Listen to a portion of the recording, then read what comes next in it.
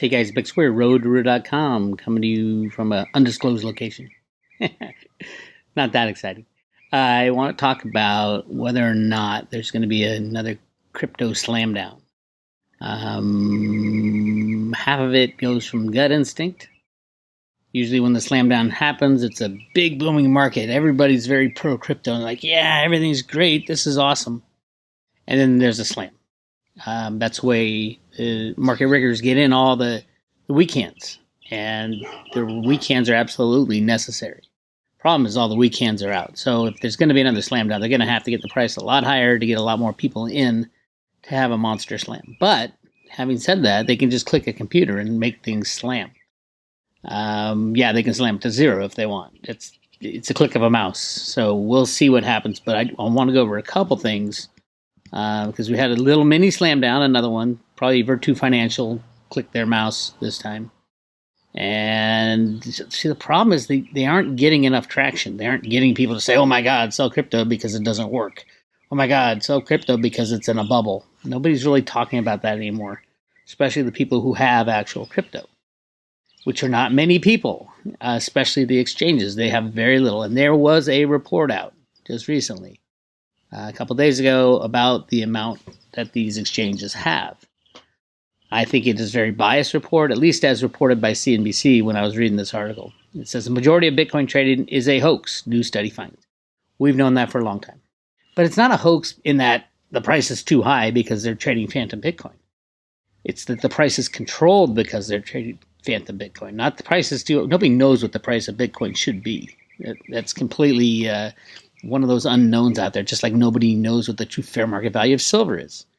We know what silver derivatives are trading for today. We know what Bitcoin derivatives are trading for today because these exchanges don't have the Bitcoin. Now, in the report, it says the big exchanges, oh, yeah, they have it. That's complete bullcrap. They don't have it. They do not have it. And you just tell by the volumes. I'm not just making this up. Just look at the volumes. Litecoin, for example, less than 2 days, all the Litecoin in the world trade hands. And most of that happens on the big exchanges. Complete fraud. And they will get sued, absolutely. The Winklevoss twins and the Coinbase guys, and if you can identify someone to sue, that's why most of these exchanges you can't identify anybody. Binance is a great example. There's very few people, and Bitfinex is 50 times worse. There is nobody. There's no there.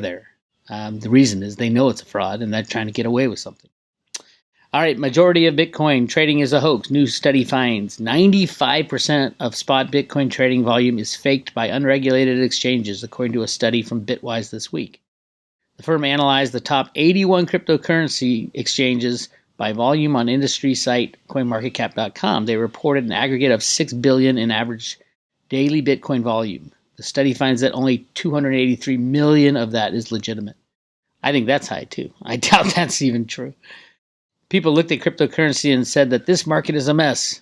That's because they were looking at the data that was manipulated, says Matthew Hoogan, Global Research at Bitwise. So it's something we've known. It's just coming out in the open. And these guys did some kind of study to prove it. We didn't need proof. We know that. I know I didn't sell my Litecoin yesterday. So obviously somebody did. New research is casting even more doubt on the legitimacy of Bitcoin trading. An analysis published by Bitwise this week shows that 95% of Bitcoin spot trading is faked by unregulated exchanges. The survey, first reported by the Wall Street Journal, and that kind of makes you wonder, Wall Street Journal, why are they putting that out now?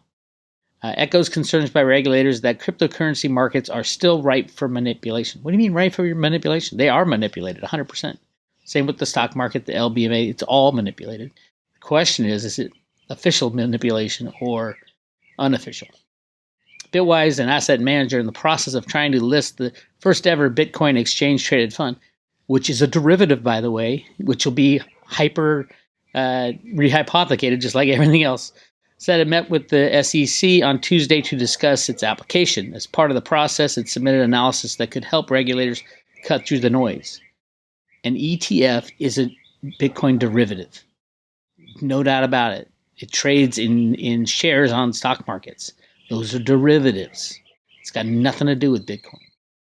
Quote, people looked at cryptocurrency and said that this market is a mess. They said the same thing about gold, silver, the stock market, the bond market, everything else. because they were looking at data that was manipulated, said Matthew Hugan, head of Bitwise. When you cut away the echo chamber of these nonsense numbers, it should be efficient, well-arbitraged market. Well-arbitraged market is market rigging by definition. If you want a real exchange, you have Bitcoin and you have cash or something other of value like Litecoin if you're going to do swap tokens. Everything else, well-arbitraged, everything else is bullshit, complete and total bullshit. It's derivative control by the big players. The analysis showed that substantially all of the volume reported on 71 out of 81 exchanges was wash trading, a term that describes a company simultaneously selling and buying the same stock, or Bitcoin in this case, to create the appearance of activity in the market. In other words, it's not real. That is 100% true. Those exchanges report an aggregate of $6 billion in average daily Bitcoin volume. The study finds that only 273 million is legitimate. The idea that there's fake volume has been rumored for a long time. We're just the first people to systematically look at it, which exchanges were delivering real volume. That is bullshit also. Because Coinbase doesn't have real volume. Not even close. San Francisco-based firm Coinbase, which reports 27 million in average daily volume in Bitcoin, its median spread or difference between the price a seller wants and the price a buyer wants for Bitcoin was about 1 cent. That scenario passed Bitwise tests for having real volume. I'll guarantee you they don't have that amount of Bitcoin. But in another stark comparison, Coinbase, the biggest reported exchange on CoinMarketCap, has a nearly $15 spread. Hogan said they found the other extreme examples of exchanges with spreads of more than $300. It's surprising that an exchange with almost 18 times the volume of Coinbase Pro would have a spread that is 1,500 times larger. It's not surprising, it's rigged. Exchanges may have an incentive to report fake volume.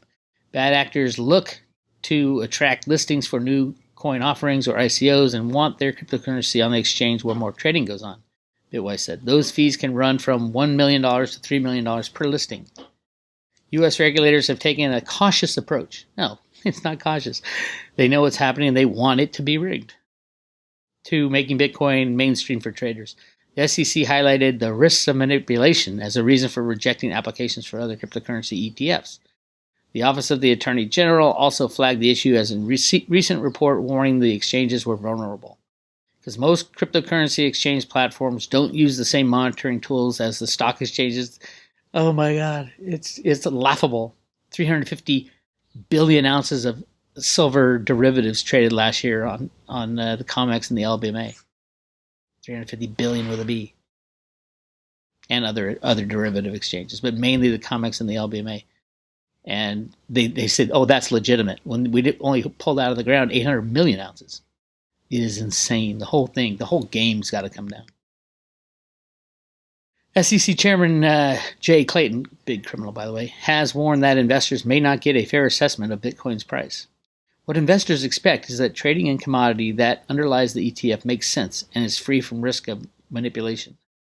This is just, the hypocrisy here.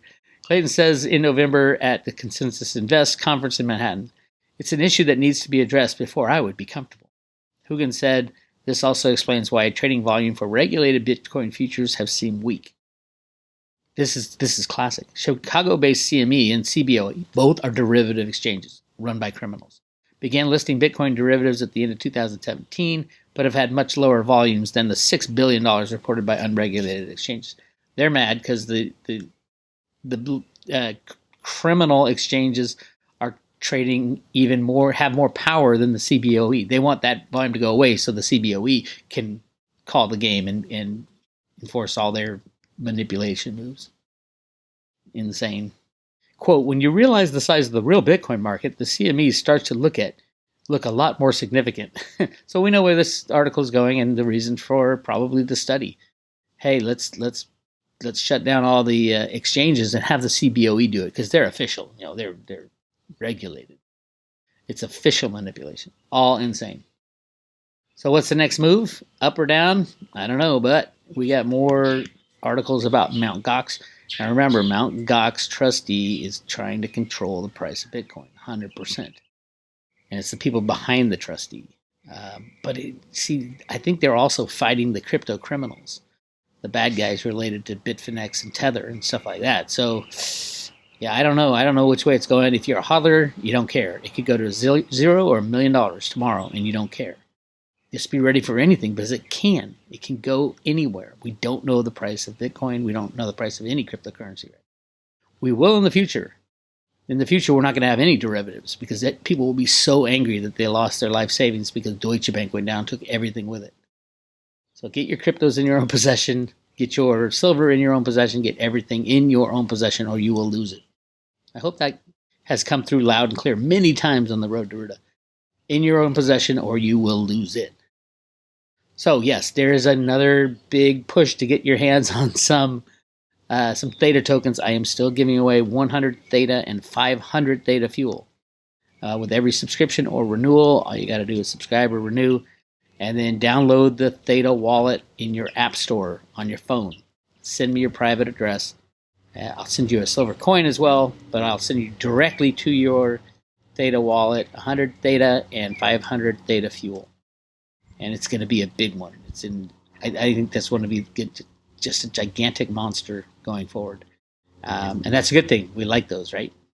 A lot like Ethereum when I was screaming about it at $4 and it jumped to 300. Yes, it's back to 150 or whatever it is now. It'll go back up. Don't worry. But Theta, man, it's going to be a big one. So hang in there, my friends. This is Bix. I'll probably check in again this weekend. Lots going on behind the scenes with Q. Hopefully, all you private road members watched the video yesterday that I posted, the Friday road trip, about the Q goings on. Really interesting stuff. And it is a good sign for our future that this stuff's coming out in the open because they can't hide it anymore. And it won't break up the country. It will serve to bring the country together, not fight against each other, not left and right, but everybody fight against these criminals who have stolen our country. And the moral compass has been shattered long ago. So check it out. Go to roadtoro.com. Give me a thumbs up and a like, and I'll talk to you later this weekend.